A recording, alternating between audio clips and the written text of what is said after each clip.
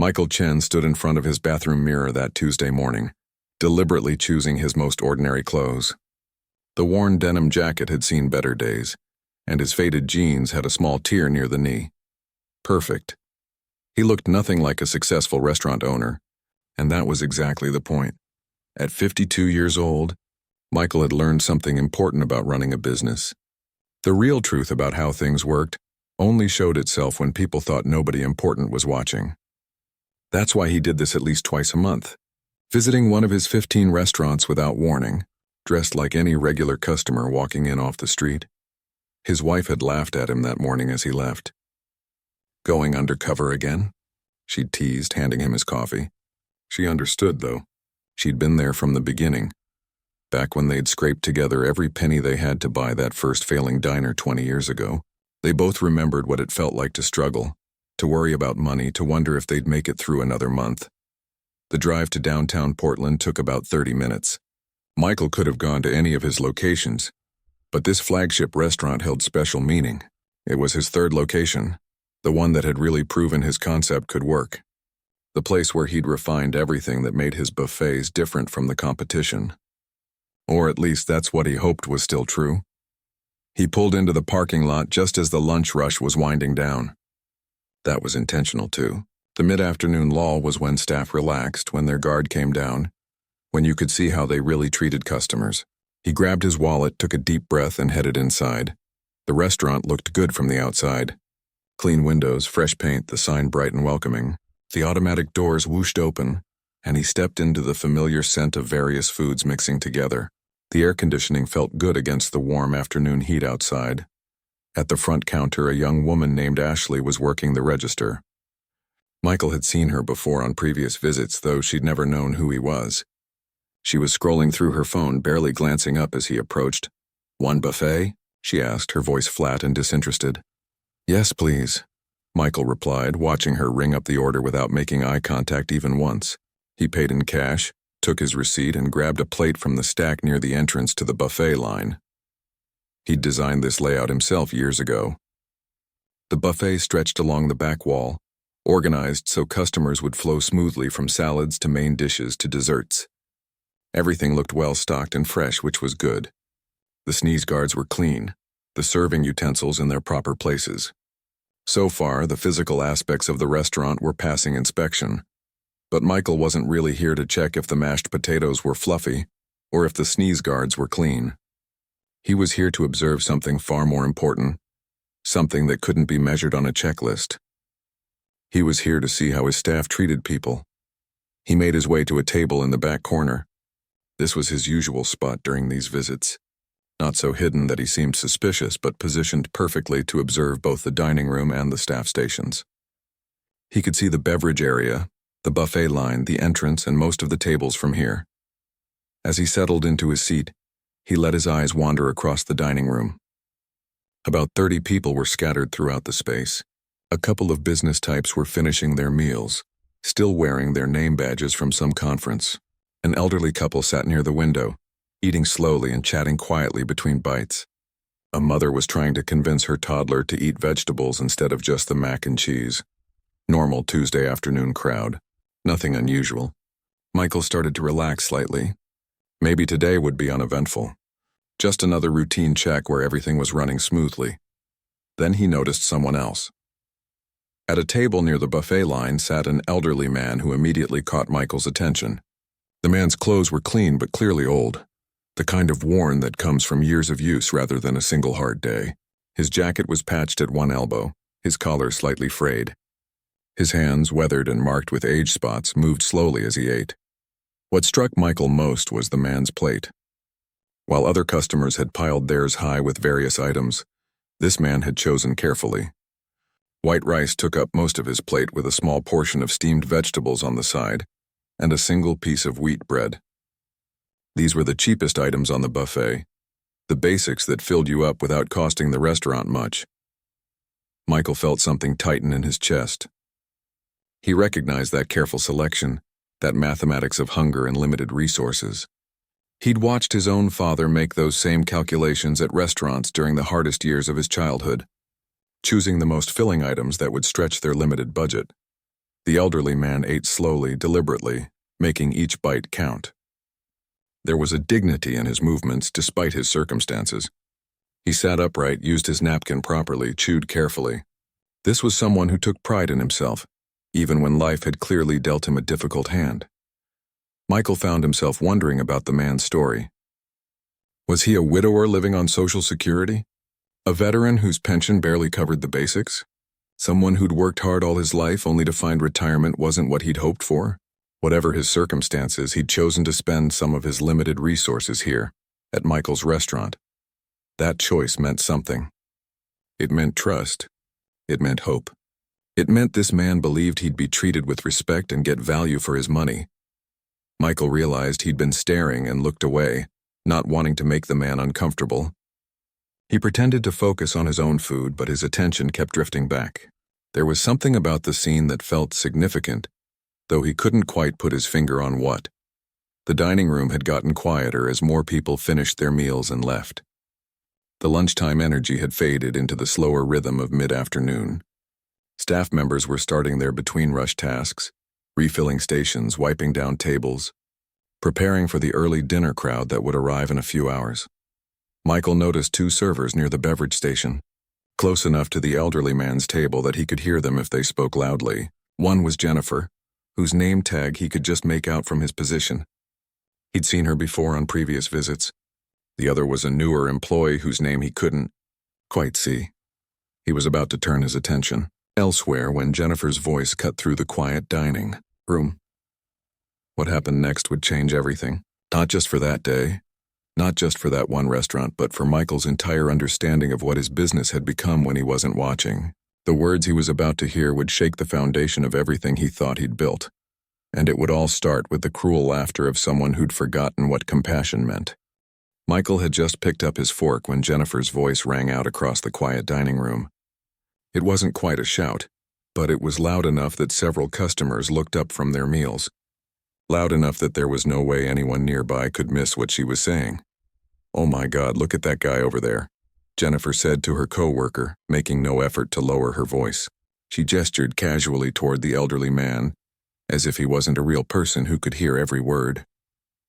"That's the third time this week he's been in here." Michael's hand froze halfway to his mouth. He set his fork down slowly, his full attention now on the conversation happening near the beverage station. Jennifer's co-worker, a younger guy who looked barely out of high school, glanced nervously at the elderly man and mumbled something Michael couldn't quite hear. The kid seemed uncomfortable, shifting his weight from foot to foot, clearly wanting to be anywhere else. But Jennifer wasn't done. She laughed, a harsh sound that cut through the peaceful atmosphere of the restaurant. "And every single time he takes the cheapest stuff, like literally just rice and vegetables, maybe a piece of bread if he's feeling fancy. It's honestly kind of sad." Michael felt his heart begin to pound. He glanced at the elderly man and saw him stiffen in his seat. The fork in his weathered hands trembled slightly. But the man kept his eyes down, staring at his plate, his jaw tight. "I mean, come on," Jennifer continued, apparently oblivious to the damage her words were causing. "If you're that broke, why even bother coming to a restaurant? Just stay home and eat whatever poor people eat at home, you know?" The young co-worker tried again to move away, reaching for a coffee pot as if he suddenly had urgent refilling to do. But Jennifer followed him, still talking. "Seriously, Brandon, doesn't it bother you? People like that bring down the whole vibe of this place. We're trying to run a nice establishment here. And then you've got someone who looks like they haven't bought new clothes since the 90s sitting there counting pennies." Michael couldn't believe what he was hearing. His hands clenched into fists under the table. 20 years. He'd spent 20 years building this business, and this was how his employees treated customers.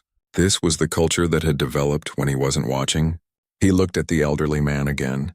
The poor guy had completely stopped eating. His hands rested on either side of his plate, and even from a distance, Michael could see they were shaking. Not from age or illness, but from humiliation, from the crushing weight of being mocked for circumstances probably beyond his control. Michael knew that feeling. God, did he know that feeling. He was suddenly 12 years old again, standing in a grocery store with his mother.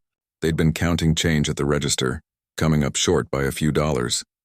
The cashier had sighed loudly, making comments about people who came shopping without enough money. His mother's face had turned red, and young Michael had wanted to disappear into the floor. The shame had burned so hot he'd felt sick. That memory had stayed with him for 40 years. It was part of why he'd built his restaurants the way he had, why he'd always insisted on fair pricing, why he'd wanted to create places where everyone felt welcome, places where nobody would feel that shame he'd felt standing next to his mother. And now one of his own employees was creating that exact same experience for someone else. Jennifer was still talking. I swear some people have no self-awareness. Like read the room, you know. If you can barely afford to eat, maybe a buffet restaurant isn't your scene. Go to a soup kitchen or something. That last comment made Michael's blood boil. The cruelty of it, the casual dismissal of another human being's dignity was almost too much to bear. He had to grip the edge of the table to keep himself from standing up right then and there. Brandon, the younger co-worker, finally found his voice. Come on, Jennifer, that's kind of harsh. Maybe the guy just likes the food here. Oh, please. Jennifer rolled her eyes dramatically. He likes it because it's the only place he can afford to eat out, and even then he can barely manage it. It's actually kind of pathetic when you think about it. She picked up a tray of dirty dishes from a nearby table and headed toward the kitchen, still shaking her head and muttering.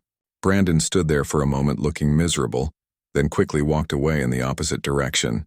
The dining room felt different now. The comfortable atmosphere had been poisoned by Jennifer's words. A woman at a nearby table was staring at Jennifer's back with obvious disapproval. The business people had stopped their conversation and were exchanging uncomfortable glances, and the elderly man just sat there, frozen. Michael watched as the man took a slow, shaky breath. He picked up his napkin and dabbed at his mouth even though he'd barely eaten anything.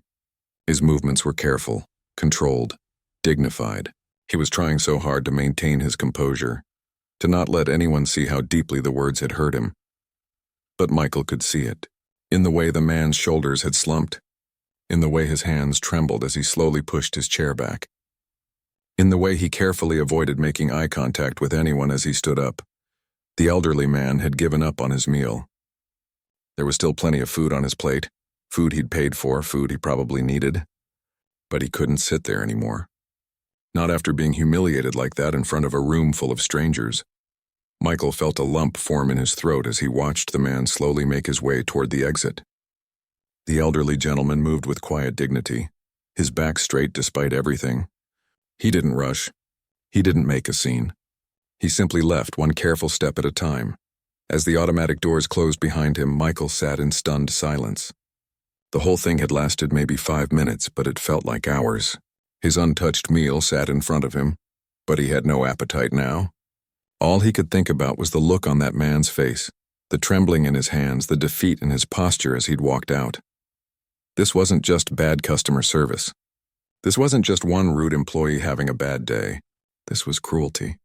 This was everything Michael had sworn his restaurants would never be. Jennifer had returned from the kitchen and was now wiping down tables, humming to herself like nothing had happened. Like she hadn't just destroyed someone's afternoon, like casual cruelty was just another part of her routine. Michael looked around the dining room more carefully now, seeing his restaurant with fresh eyes. How many times had this happened before? How many customers had been treated this way when he wasn't around? How many people had left feeling small and ashamed because of staff members who'd forgotten basic human decency? The questions swirled in his mind, each one making him feel sicker than the last. He'd been so focused on expansion, on opening new locations on the business side of things. Had he taken his eye off what really mattered? Had he failed to instill his values deeply enough into his company culture? A young mother walked past his table with her toddler, and Jennifer immediately brightened up, giving them a warm smile. "Have a great day," she called out cheerfully. Her tone was completely different, friendly and professional. That's when Michael realized something that made his anger burn even hotter. Jennifer could be kind. She could be professional and welcoming. She just chose not to be with certain customers. Customers she judged as beneath her. Customers she thought didn't matter. Michael pulled out his phone and took a deep breath. He knew what he had to do next. This wasn't going to be pleasant, and it was going to create waves throughout his entire organization. But it had to be done. He opened his contacts and found the number for Tom, the manager of this location. His thumb hovered over the call button for just a moment. Then he pressed it. It was time to remind everyone what his restaurants really stood for. Michael didn't call Tom, not yet. As his thumb hovered over the call button, he realized something important. If he called first, word might spread before he could see the full picture. No, he needed to walk into that office unannounced, just like he'd walked into the restaurant. He stood up from his table, leaving his barely touched meal behind, and walked purposefully toward the back hallway where the manager's office was located. His heart was pounding, but his steps were steady. Years of running a business had taught him how to stay calm even when everything inside him wanted to explode. The office door was half open. Through the gap, Michael could see Tom sitting at the desk focused on a computer screen. Tom was a decent manager by most measures. The books were always balanced, the health inspections consistently good, employee turnover reasonable. On paper, this location ran smoothly, but clearly something crucial had been missed. Michael knocked twice on the doorframe. Tom looked up, his expression shifting from concentration to polite confusion. He saw what he thought was just a regular customer standing there in worn jeans and an old jacket. "Hi there," Tom said, his tone friendly but professional. "Can I help you with something? Is there a problem with your meal?" "Yes, you can help me," Michael said calmly, stepping into the office. "And yes, there's definitely a problem. My name is Michael Chen. I own this restaurant." The change in Tom's face was instant. His eyes went wide, his mouth dropped open, and all the color drained from his cheeks. He shot up from his chair so fast it rolled backward and hit the wall. "Mr. Chen, I had no idea you were. We weren't expecting," Tom stammered, frantically trying to straighten papers on his desk as if that would somehow fix whatever was wrong. "That's the point," Michael said, his voice still measured. "I don't announce these visits because I want to see how things really run. And Tom, what I saw today was unacceptable." Tom's face went from pale to slightly green. "What happened? Please tell me what's wrong. Whatever it is, I'll fix it immediately." Michael closed the office door behind him. What he was about to say didn't need to be overheard by passing staff members, not yet. He took a breath, trying to organize the anger and disappointment churning inside him into something productive. "About 20 minutes ago, I watched one of your servers, Jennifer, publicly humiliate an elderly customer. She mocked him for being poor, made fun of what he could afford to eat, and suggested he didn't belong in this restaurant. She said all of this loudly enough that half the dining room could hear, including the man himself." Tom's expression shifted from confusion to horror. "Jennifer did what?" "She stood at the beverage station and tore apart a paying customer for having the audacity to be poor in her presence," Michael continued, his voice getting harder. "This man was sitting there minding his own business, eating a simple meal he'd paid for, and she decided to make him feel like garbage for it. Oh God." Tom sank back into his chair, his hand over his mouth. "Mr. Chen, I had no idea. I swear I've never heard her say anything like that before." "Are you sure about that?" Michael asked, his eyes sharp. "Because she seemed pretty comfortable doing it. This wasn't nervous first-time behavior. This was someone who thought what she was saying was perfectly fine." Tom opened his mouth to respond, then closed it again. Michael could see the wheels turning in his head. The manager replaying interactions and conversations, looking for signs he might have missed. "The worst part," Michael continued, moving to stand by the window that overlooked the parking lot, "is that she was perfectly pleasant to other customers. I watched her smile and be friendly to a well-dressed family. She can turn on the charm when she wants to. She just chooses not to extend that courtesy to people she judges as beneath her." "What do you want me to do?" Tom asked quietly. Michael turned back to face him. "I want you to call an emergency staff meeting. Right now. Everyone who's currently on shift needs to be in the dining room in 10 minutes. Everyone.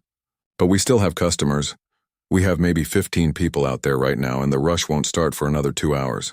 They can wait 10 minutes or they can leave and come back." "This can't wait." Tom nodded quickly, already reaching for the phone on his desk. "Yes, sir. Right away.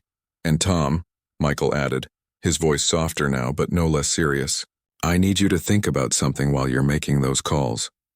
How did we get here? How did someone like Jennifer end up thinking this behavior was okay? What are we doing or not doing that made this possible?"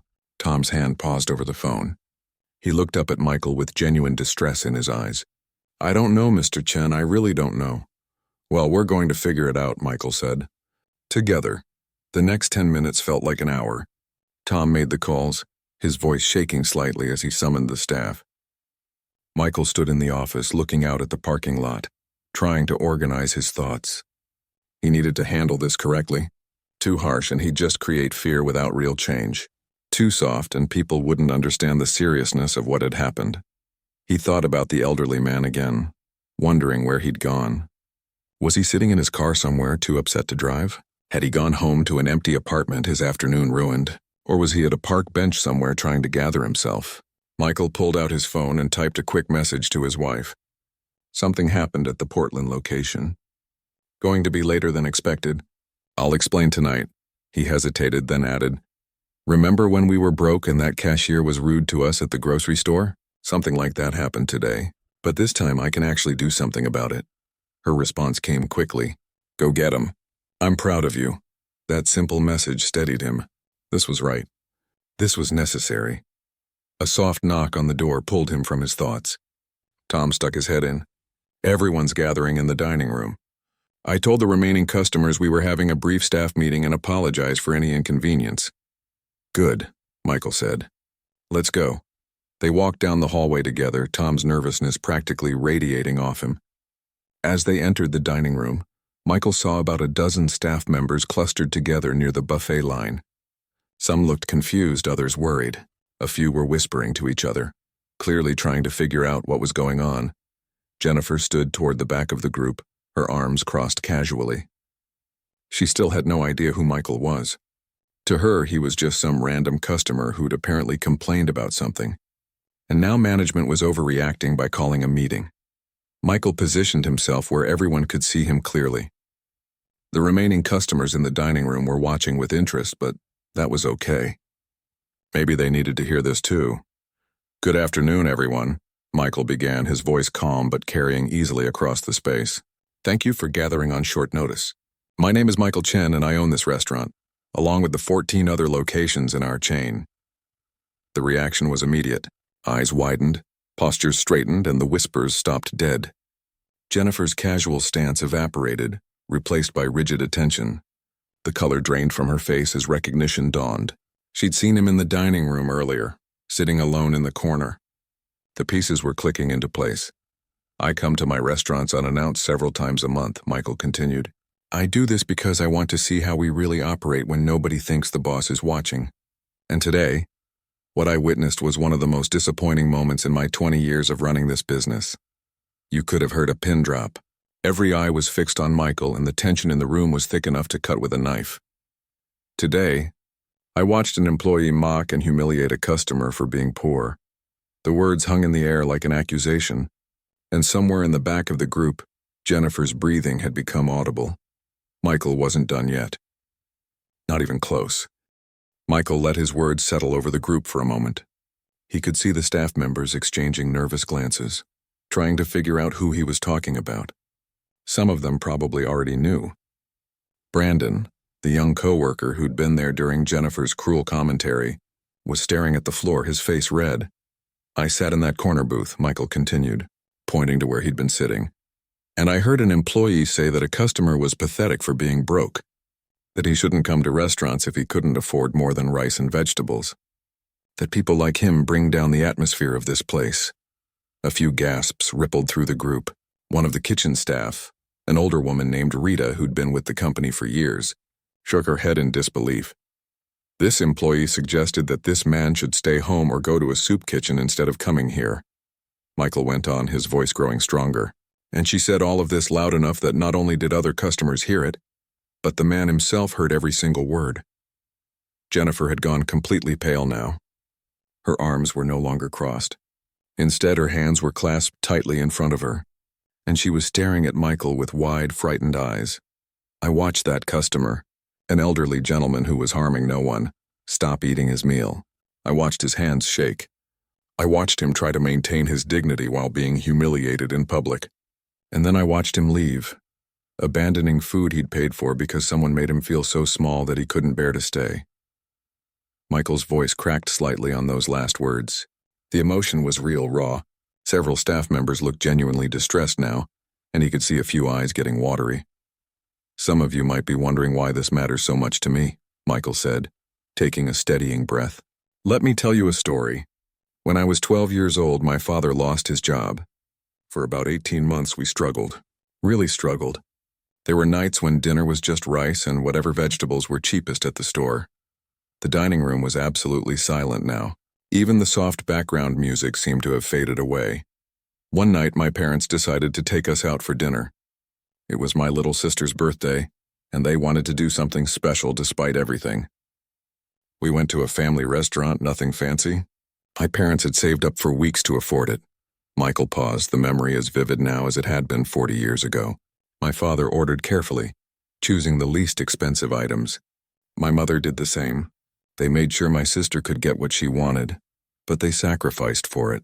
And our waiter noticed. He made comments, little remarks about people who couldn't really afford to eat out. Not directly to us, but to another server, loud enough that we heard. He looked around at the faces watching him, seeing his own pain reflected back in some of their expressions. My father's hands shook just like that elderly man's hands shook today. My mother stared at her plate, her face red with shame. And I felt so angry, so helpless because I was just a kid and I couldn't protect them from that humiliation. We finished that meal in silence and we never went back to that restaurant. But more than that, the memory of that shame stayed with all of us. Jennifer had tears streaming down her face now. Several other employees were wiping at their eyes too. That night shaped everything I've done since, Michael continued. When I opened my first restaurant, I made a promise. Nobody would ever feel that way in my establishment, not ever. Every person who walked through my doors would be treated with dignity and respect, regardless of what they wore, what they ordered, or how much money they had. He turned his gaze directly to Jennifer now. She flinched under the weight of it. Jennifer, what you did today broke that promise. You broke the fundamental principle this entire company was built on. You made someone feel exactly the way my father felt all those years ago, and that is unforgivable. Jennifer's mouth opened, but no words came out. She seemed to be trying to speak, to apologize, but couldn't find the words. I'm suspending you immediately, Michael said, his voice firm but not cruel. Tom will discuss your future with the company after a full investigation. But I want you to understand something. This isn't just about breaking a rule. This is about basic human decency. That man you mocked is somebody's father, maybe somebody's grandfather. He's lived an entire life, faced challenges you couldn't imagine, and he deserves respect. Jennifer nodded, tears falling freely now. I'm so sorry, she finally managed to whisper. I'm so sorry. Don't apologize to me, Michael said quietly. Apologize to that man if you ever get the chance. And apologize to every customer you've ever judged silently, even if they didn't hear you. He turned back to address the entire group. But this isn't just about Jennifer. This is about all of us. This is about the culture we've created or failed to create. Because for Jennifer to feel comfortable saying those things out loud, something has gone wrong with how we operate. Brandon raised his hand hesitantly. Michael nodded at him. Sir, I was there when it happened, Brandon said, his voice shaky. I tried to say something, but I didn't push back hard enough. I should have done more. That's on me too. Michael's expression softened slightly. The fact that you recognize that matters, Brandon. And you're right. We all have a responsibility to speak up when we see something wrong. Silence in the face of cruelty makes us complicit. Rita, the kitchen worker, spoke up next. Mr. Chen, I've been working for you for 8 years now. I've always believed in what this company stood for. But I'll be honest, I've heard comments before. Not as bad as what happened today, but little things. Judgments about customers. I didn't think it was my place to say anything since I work in the back. It's everyone's place, Michael said firmly. From the dishwashers to the managers to me. We're all responsible for maintaining the values that matter. He walked slowly along the line of employees, making eye contact with each person. I'm going to be making some changes. Major changes. Every employee in every one of my restaurants is going to go through new training. Not just customer service basics, but real education about empathy, dignity, and respect. Tom stepped forward. Mr. Chen, I take full responsibility for what happened on my watch. I should have been more aware. You're right, you should have been, Michael agreed. But this is a learning moment for all of us, including me. I've been so focused on expansion and profits that I stopped checking in on the things that really matter. That changes now. He pulled out his phone and showed it to the group. I'm going to do something else too. I'm establishing a new program, starting today. Any person who comes to any of our restaurants and genuinely cannot afford a meal will eat for free. No questions asked. No forms to fill out. No proof required. Just human beings helping other human beings. Murmurs of surprise rippled through the staff. This was a big decision, one that could cost the company significant money. But won't people take advantage of that? One of the servers asked. Maybe some will, Michael acknowledged. But I'd rather feed 10 people who might not absolutely need it than turn away one person who's truly hungry. That's a trade I'm willing to make. He looked at his watch. The meeting had run longer than planned, and the early dinner crowd would start arriving soon. But this had been necessary, essential. I want each of you to think about why you work here, Michael said, his voice gentler now. Is it just a paycheck? Or is it something more? Because I need people who understand that we're not just serving food. We're serving human beings. People with stories, struggles, and dignity that deserves to be honored. Several heads nodded. The mood in the room had shifted from fear to something else. Something that felt almost like renewed purpose. Jennifer, please go collect your things and head home. Tom will be in touch. Everyone else, thank you for listening. Now let's get back to work and show our customers what this restaurant really stands for. The group began to disperse slowly. Jennifer walked toward the back, her shoulders hunched. A few coworkers gave her sympathetic looks, but no one quite knew what to say. Michael stood with Tom for a moment, watching the staff return to their stations. What happens now? Tom asked quietly. Now, Michael said, I go find that elderly man and try to make this right. Michael left the restaurant with a single mission in mind. He had to find that elderly man. The meeting with his staff had been necessary, the policy changes important, but none of it would mean anything if he couldn't make things right with the person who'd actually been hurt. The problem was, he had no idea where to look. He stood in the parking lot for a moment, scanning the area. The strip mall housed several other businesses, a bank, a pharmacy, a small grocery store. Michael walked through the parking lot slowly, checking between cars, hoping to spot the man sitting somewhere nearby. Nothing. He walked down the sidewalk toward the main street. There was a bus stop about half a block away with a small bench, empty. Across the street was a park, just a small neighborhood green space with a few trees and a playground. Michael jaywalked across the intersection, earning an annoyed honk from a driver, and entered the park. And there he was. The elderly man sat on a weathered bench under a large oak tree, staring out at nothing in particular. His hands rested on his knees and his shoulders were still slumped in that defeated posture that had broken Michael's heart back in the restaurant. Michael approached slowly, not wanting to startle him. As he got closer, he could see the man's eyes were red like he'd been crying. That sight hit Michael harder than he'd expected.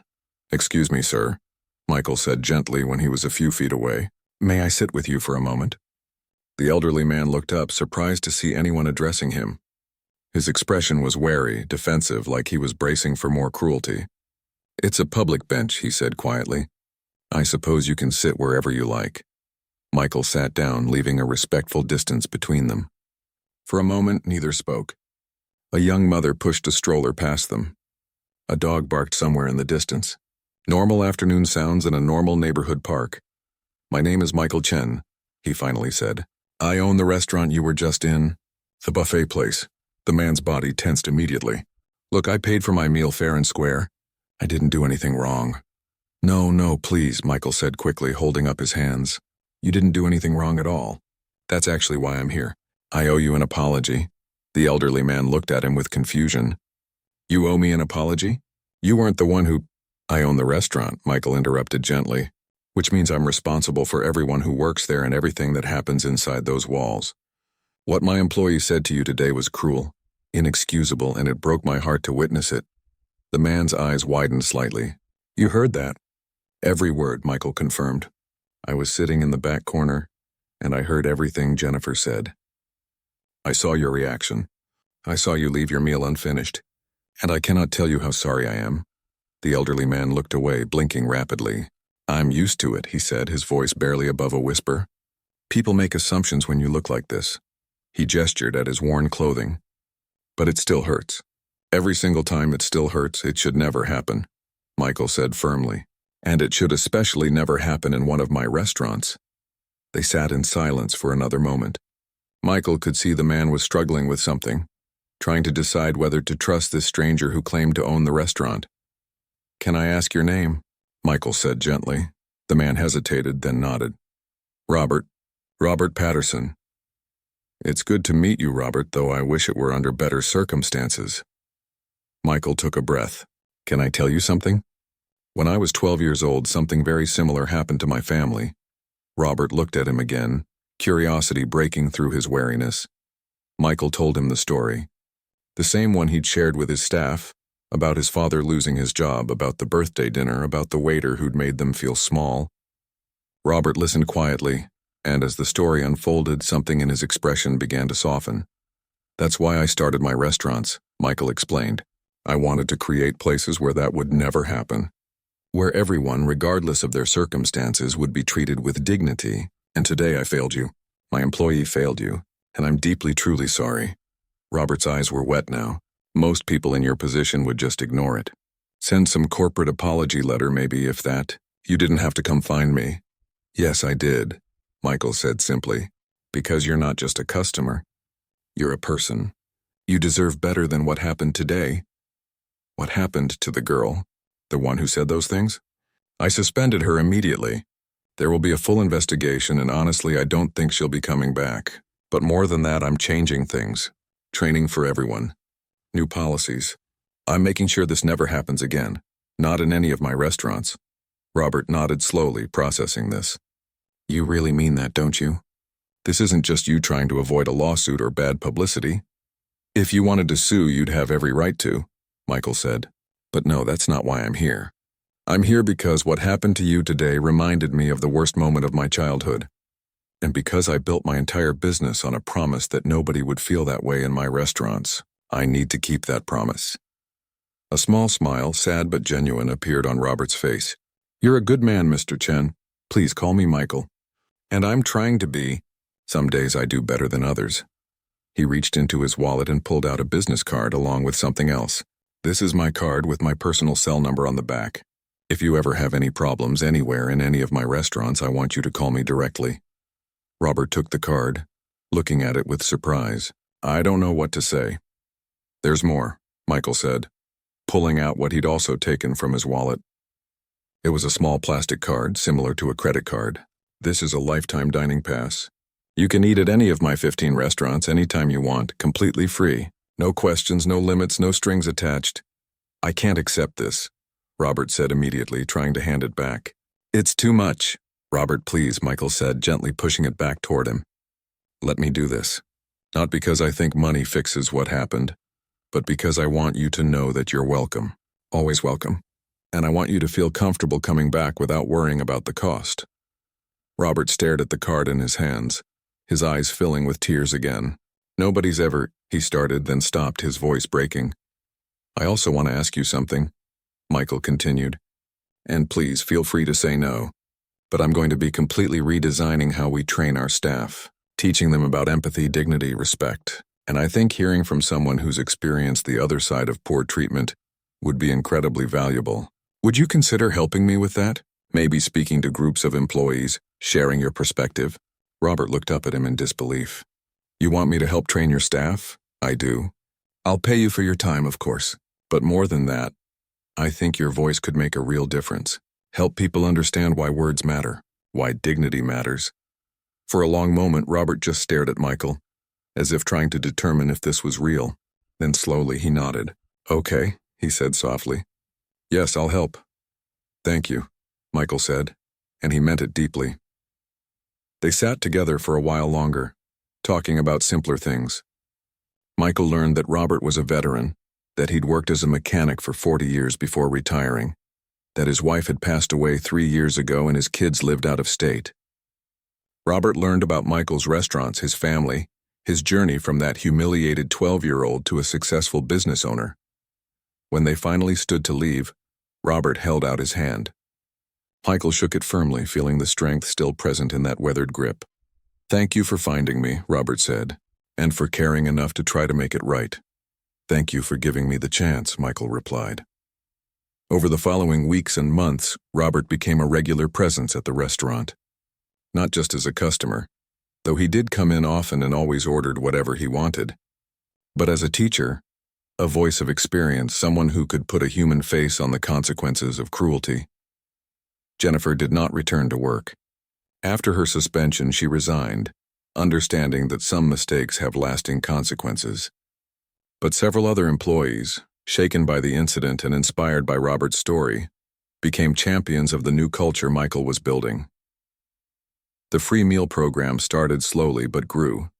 Some people did take advantage of it, but far more used it as a bridge during hard times and stopped using it once their circumstances improved. And several customers, inspired by the program, started leaving extra donations to help fund meals for others. Michael never stopped making his unannounced visits.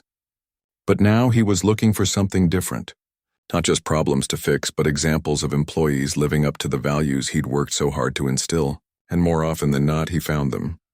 He still thought about that Tuesday afternoon sometimes, about how close he'd come to letting someone be treated the way his father had been treated all those years ago, about how easy it would have been to miss it entirely if he hadn't been there. But mostly, he thought about Robert sitting on that park bench, and about the friendship that had grown from one of the worst moments of his business career, about how pain, acknowledged and addressed, could become the foundation for something better.